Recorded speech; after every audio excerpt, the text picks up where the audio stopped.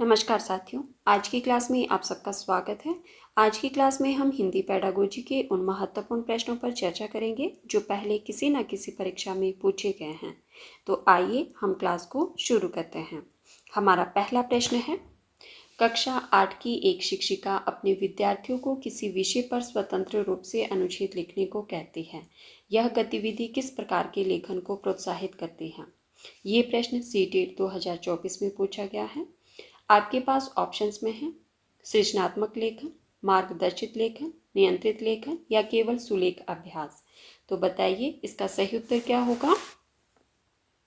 इसका सही उत्तर होगा ऑप्शन नंबर ए, सृजनात्मक लेखन। हमारा अगला प्रश्न है, उच्च प्राथमिक स्तर पर भाषा शिक्षण का मुख्य उद्देश्य क्या होना चाहिए? प्रश्न को ध्यान से सुनिए। प्रश्न पूछा गया था कि उच्च प्राथमिक स्तर पर भाषा शिक्षण का मुख्य उद्देश्य क्या होना चाहिए। ये प्रश्न बिहार एस्टेट 2024 में पूछा गया है।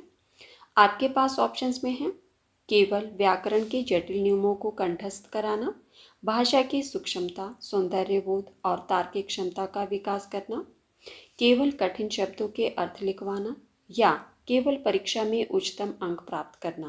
तो इसका सही उत्तर क्या होगा? बिल्कुल सही। इसका सही उत्तर होगा ऑप्शन नंबर बी, उच्च प्राथमिक स्तर पर भाषा शिक्षण का मुख्य उद्देश्य भाषा की सूक्ष्मता, सौंदर्यबोध और तार्किक क्षमता का विकास करना। हमारा अगला प्रश्न है, आलोचनात्मक चिंतन को बढ़ावा देने के लिए भाषा की कक्षा में किस प्रकार के प्रश्न सबसे अधिक सहायक होते हैं? ये प्रश्न सीटेट और एमपीटेट दोनों परीक्षाओं में पूछा गया है। ठीक है, तो बताइए दोस्तों कि आलोचनात्मक चिंतन को बढ़ावा देने के लिए भाषा की कक्षा में किस प्रकार के प्रश्न सबसे अधिक सहायक होते हैं? आपके पास ऑप्शंस में है सीधे तथ्य पर आधारित प्रश्न, हाँ या ना वाले उत्तर वाले प्रश्न, या यदि और मगर वाले मुक्त अंत और विश्लेषणात्मक प्रश्न, या केवल पाठ्य पुस्तक के पीछे दिए गए प्रश्न। तो इसका सही उत्तर होगा ऑप्शन नंबर सी,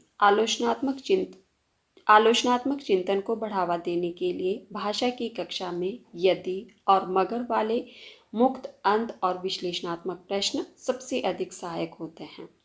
हमारा अगला प्रश्न है, एक विद्यार्थी पढ़ते समय अनुमान लगाने की रणनीति का उपयोग करता है, इसका क्या अर्थ है? ये प्रश्न सीटेट 2024 में पूछा गया है। आपके पास ऑप्शंस में है यह बिना पढ़े उत्तर देने की कोशिश कर रहा है, वह केवल कठिन शब्दों का अर्थ शब्दकोश में ढूंढ रहा है, वह केवल अक्षरों की बनावट देख रहा है, वह शीर्षक, चित्रों और पूर्व ज्ञान के आधार पर पाठ के अर्थ का पूर्व अनुमान लगा रहा है। तो इसका सही उत्तर क्या होगा?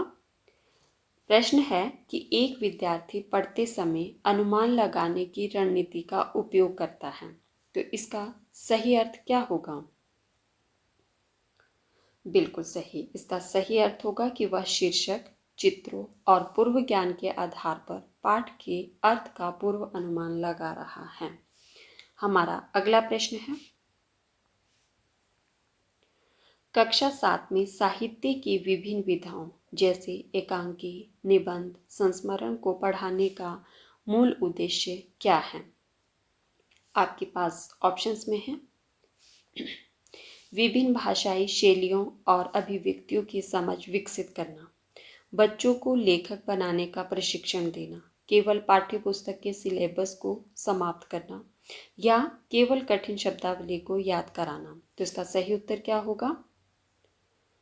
कक्षा 7 में साहित्य की विभिन्न विधाएं जैसे एकांकी, निबंध, संस्मरण, इसको पढ़ाने का मूल उद्देश्य क्या है? बिल्कुल सही। मूल उद्देश्य क्या है? विभिन्न भाषाई शैलियों और अभिव्यक्तियों की समझ विकसित करना। तो हमारा सही उत्तर है ऑप्शन नंबर ए। और ये प्रश्न यूपी टेट 2024 में पूछा गया है।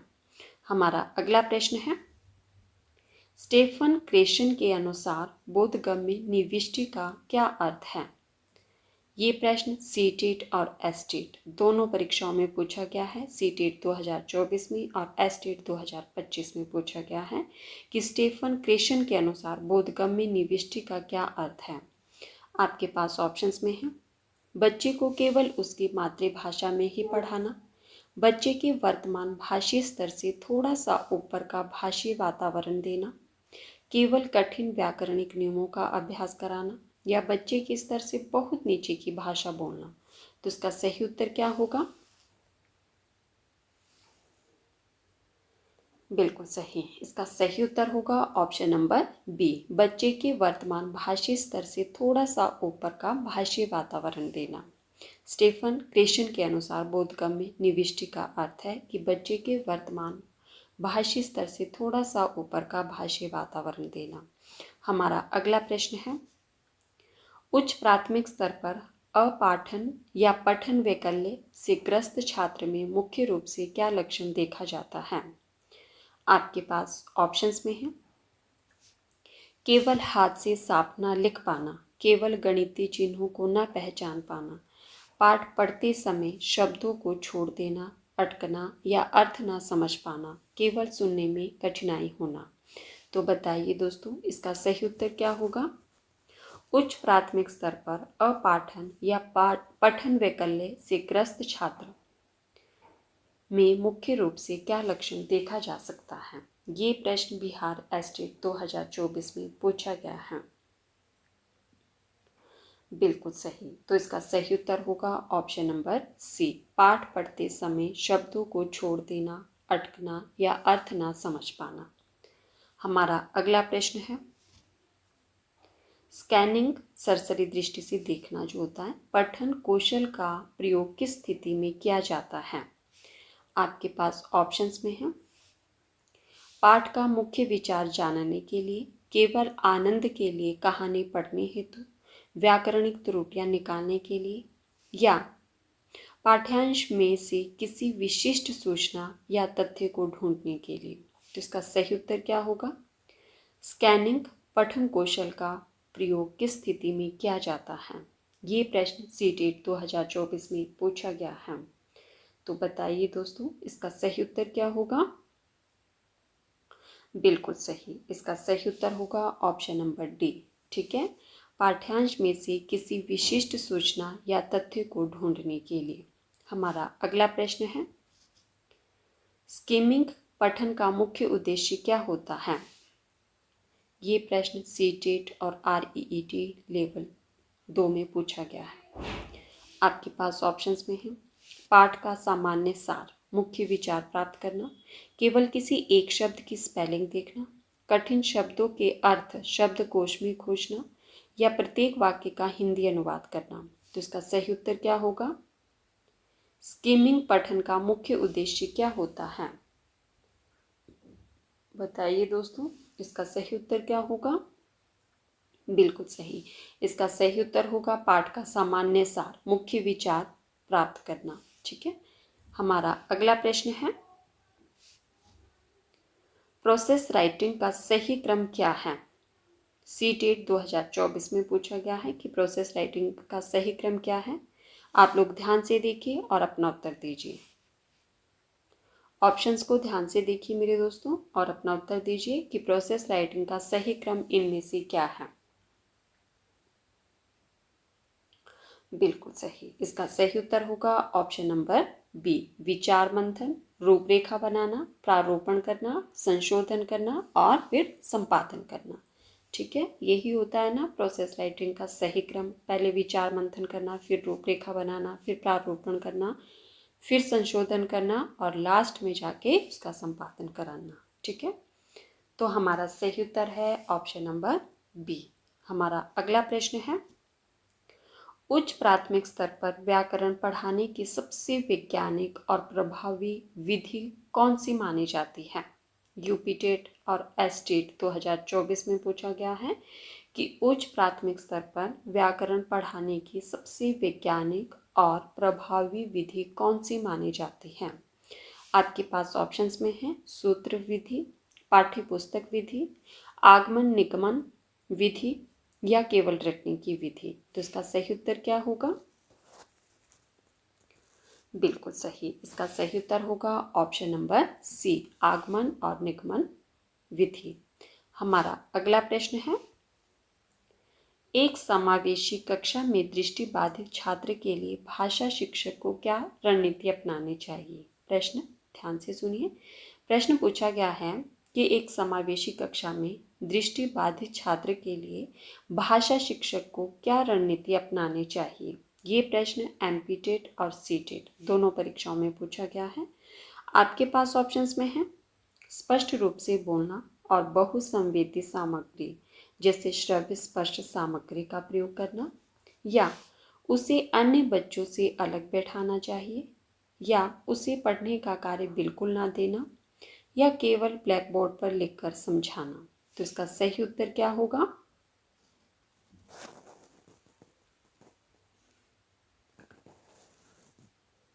दृष्टिबाधित छात्र के लिए भाषा शिक्षक को क्या रणनीति अपनानी चाहिए? बिल्कुल सही। तो इसका सही उत्तर होगा इसमें से ऑप्शन नंबर सी, उसे पढ़ने का कार्य बिल्कुल ना देना। हमारा अगला प्रश्न है, पोर्टफोलियो आंकलन पारंपरिक वार्षिक परीक्षाओं से बेहतर क्यों माना जाता है? ये प्रश्न सीटेट 2024 में पूछा गया है कि पोर्टफोलियो आकलन पारंपरिक परीक्षा वार्षिक परीक्षाओं से बेहतर क्यों माना जाता है? आपके पास ऑप्शंस में है क्योंकि यह समय की बचत करता है, क्योंकि यह बच्चे के सीखने की निरंतर और बहुआयामी प्रगति का प्रामाणिक प्रमाण देता है, क्योंकि इसमें अंक देना आसान होता है, क्योंकि इसमें अभिभावकों के हस्ताक्षर होते हैं। तो बताइए दोस्तों, इसका सही उत्तर क्या होगा?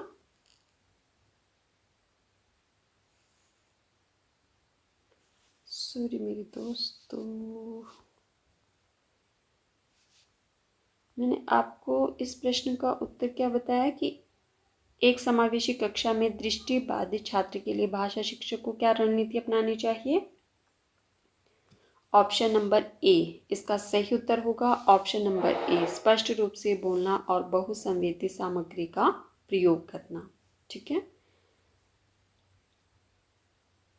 सॉरी मैंने शायद ऑप्शन नंबर सी बता दिया था, लेकिन इसका सही उत्तर होगा ऑप्शन नंबर ए, कि स्पष्ट रूप से बोलना और बहुसंवेदी सामग्री का प्रयोग करना। ठीक है, हमारा अगला प्रश्न है,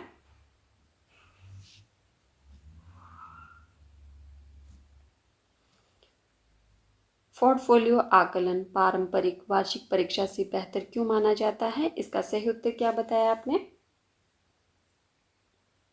बिल्कुल सही। इसका सही उत्तर होगा ऑप्शन नंबर बी, क्योंकि यह बच्चे के सीखने की निरंतर और बहुआयामी प्रगति का प्रामाणिक प्रमाण देता है।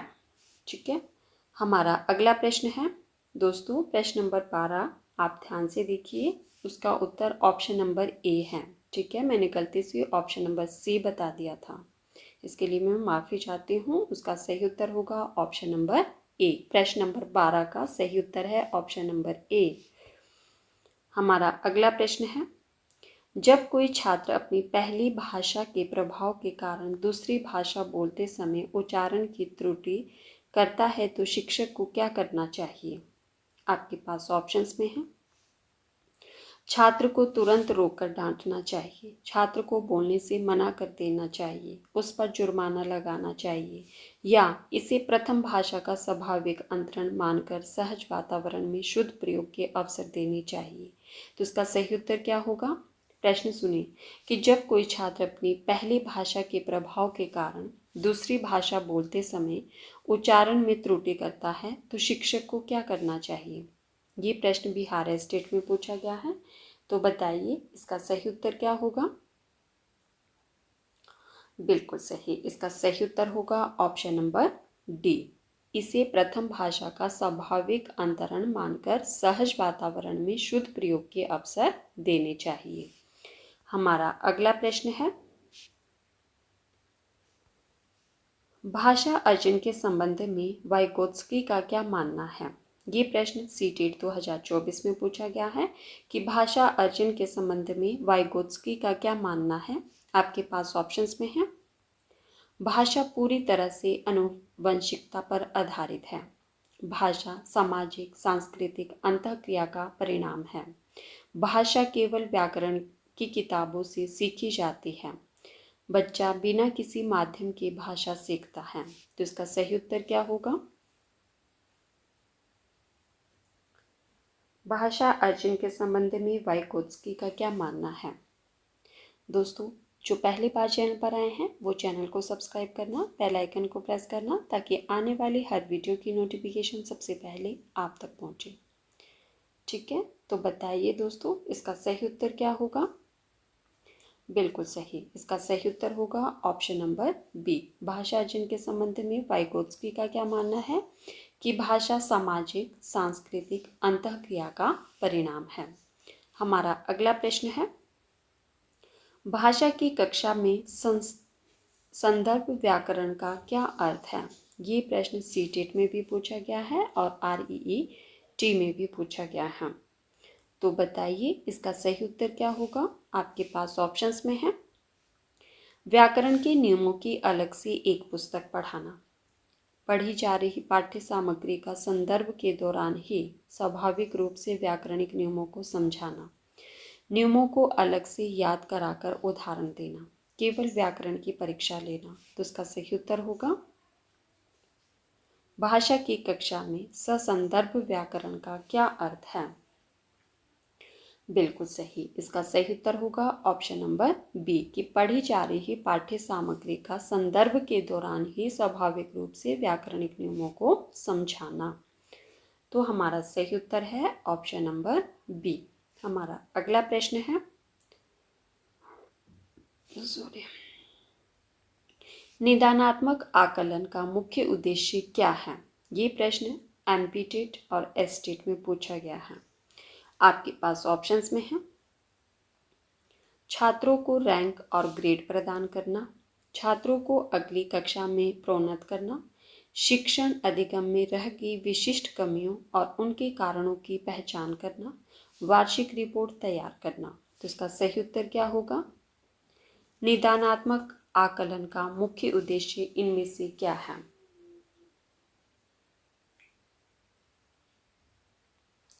बताइए दोस्तों, इसका सही उत्तर क्या होगा? बिल्कुल सही, इसका सही उत्तर होगा ऑप्शन नंबर सी। ठीक है, कि शिक्षण अधिगम में रह गई विशिष्ट कमियों और उनके कारणों की पहचान करना। हमारा अगला प्रश्न है, भाषा शिक्षण में बहुभाषिकता का उपयोग किस रूप में किया जाता है? भाषा शिक्षण में बहुभाषिकता का उपयोग किस रूप में किया जाता है? CTET 2024 में पूछा गया है और आपके पास ऑप्शंस में है कि भाषा शिक्षण के लिए एक अनमोल संसाधन, कक्षा प्रबंधन में एक बड़ी बाधा, छात्रों के लिए एक जटिल भ्रम या केवल एक अपरिहार्य समस्या। तो इसका सही उत्तर क्या होगा? बिल्कुल सही, इसका सही उत्तर होगा ऑप्शन नंबर ए। भाषा शिक्षण में बहुभाषिकता का उपयोग किस रूप में किया जाना चाहिए? भाषा शिक्षण के लिए एक अनमोल संसाधन। हमारा अगला प्रश्न है, कक्षा 6 का एक शिक्षक छात्रों को समाचार पत्र में से कोई लेख पढ़ने और उस पर अपनी प्रतिक्रिया देने को कहता है। यह समाचार पत्र किस प्रकार की सामग्री है? प्रश्न को सुन लिया आपने कि प्रश्न पूछा गया है कि कक्षा 6 का एक शिक्षक छात्रों को समाचार पत्र से कोई लेख पढ़ने और उस पर अपनी प्रतिक्रिया देने को कहता है। तो यहाँ समाचार पत्र जो है वो किस प्रकार की सामग्री है? UP-TET और STET में पूछा गया प्रश्न है।